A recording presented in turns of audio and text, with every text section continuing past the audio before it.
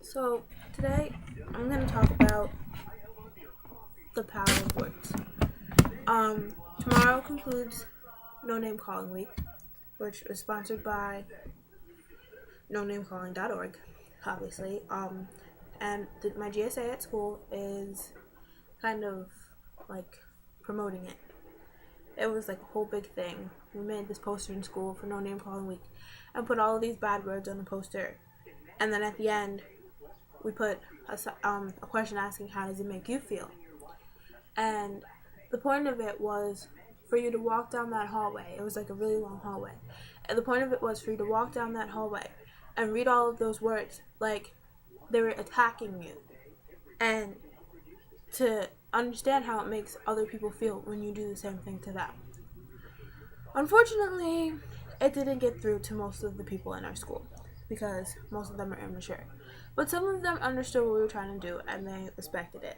But the whole point was to make everybody realize the power that their words have. Like, you can be joking around with someone and call them stupid and ugly and fat or whatever, but you never know how harsh they take that. Like, even if they're your friend, they can go home and really think about how many times they've been called stupid and how stupid they do feel for being friends with people like that. And it's like I don't know. I know how it makes me feel. Because, I'm not the most popular person in the world, and actually, I'd rather not be the most popular person in the world. Because I feel like people that call themselves popular are the more insecure people. And I don't know any other way to put it. Like, you just have to be so insecure if you need everybody to be your friend. And you need the attention that you go and pick on people who aren't your friend. Because they don't fit in with you, and they don't dress the same as you, and they don't look the same as you. Like, I don't know. I'd rather be the loser in my school than be the popular person, because as a loser, I can have all the friends in the world that I want, but I don't need them. I don't need the energy from them to feel cool and to feel sure of myself, because I'm confident in myself. So I feel bad for those people who think that they're popular and that they need all those friends to be popular. But anyway, going off topic here. Ew, what is that? Anyway, but yeah. So I'm reading this book. I'm reading two books actually, but I happen to have this one right here. This book is called The Meaning of Matthew, and I'll read the back of it. It says, today, the name Matthew Shepard is synonymous with gay rights, but for most of his life, he was simply Judy Shepard's son. In a remarkably candid memoir, Judy Shepard shares the story behind the headlines, interweaving memoirs of Matthew and her family with the challenges of confronting her son's death. Judy describes how she handled the crippling loss of a child in the public eye, including how she and her husband helped prosecutors convict Matthew's murderers. Now this kid, Matthew Shepard, was killed because he was gay by people he doesn't even know.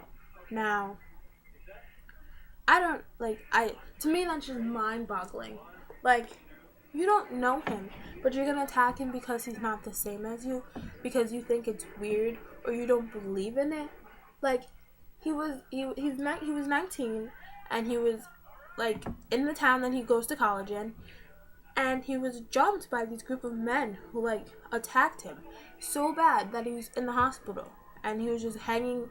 Like, the injuries were so severe, and like it was such a struggle for his parents because they were on a business trip in Saudi Arabia, and it took them at least a week to actually be there by their son's side, and it was such a struggle for them. It's just like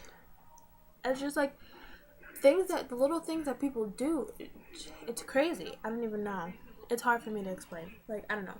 Maybe it just sounds like I'm babbling to you, but like I'm really trying to get a point across that like people's words are hurtful. Like, they really are. I'm reading this other book called The 13 Reasons Why. You probably heard of the book. It's really sad. Like, this girl committed suicide because of the pressure that she was feeling from all these people. And she made 13 tapes of the people who mostly contributed in her killing herself. Now, it's not that they did anything real harsh. as far as I know, no one's raped her or beat her up or anything. It's just little things, like this one chick pretending to be her friend to bring her to a party. This one guy, like, creeped on her through her bedroom window when her parents were away. And then it's just like the little things, they just built up in her. And she couldn't take it anymore. She just couldn't take the way that it was making her feel. So, like, when you watch this, don't just think, oh, she's just talking about nothing. Like, she's just babbling on because she has no life or something like that. Because I'm not. I'm really trying to make you think about what you say.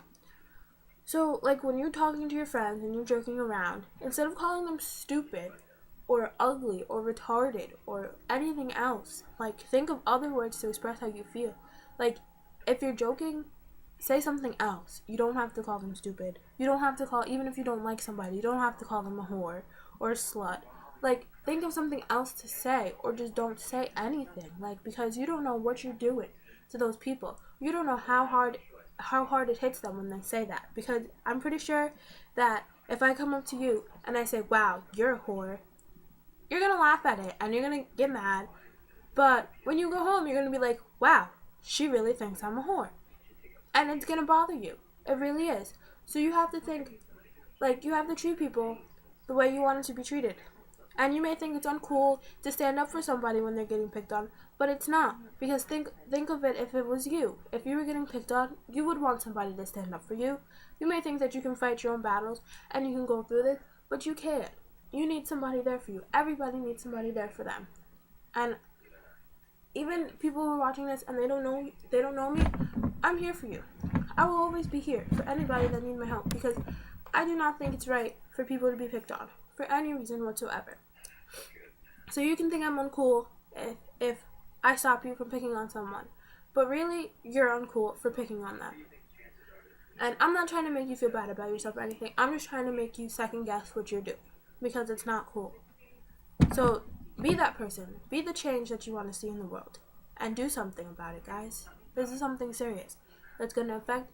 It's going to affect the population of teenagers. There's going to be more suicides and everything, because people are gay, because people can't afford the same clothes, because people can't afford the same housing. Don't judge a person by what you see. If you read the first 3 chapters of the book, you can't judge the book by the first 3 chapters. You can only judge the first 3 chapters. So don't judge a person by what you see on the outside or what you hear other people saying. Get to know them before you say something about them, or just don't say anything at all, guys. That's all I have to say. Thanks.